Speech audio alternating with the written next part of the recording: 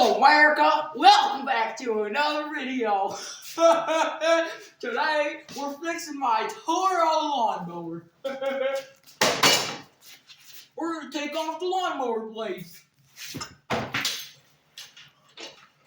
First you want to get and undo them. Just like so. And stab your finger on the way out. And now you want to get up. And just like that. Huh. These are already sharpened.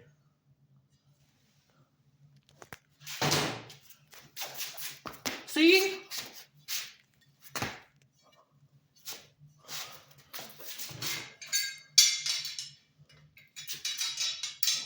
And then you want to put them all back together like so.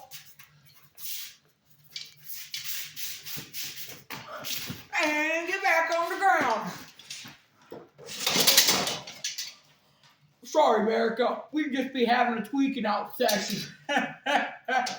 Okay. Ow.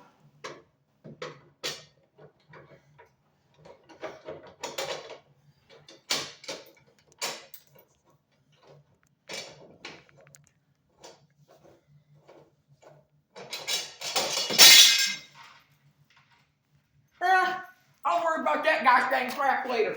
Anyways, America, that's how you put a lawnmower blade on the gosh dang lawnmower.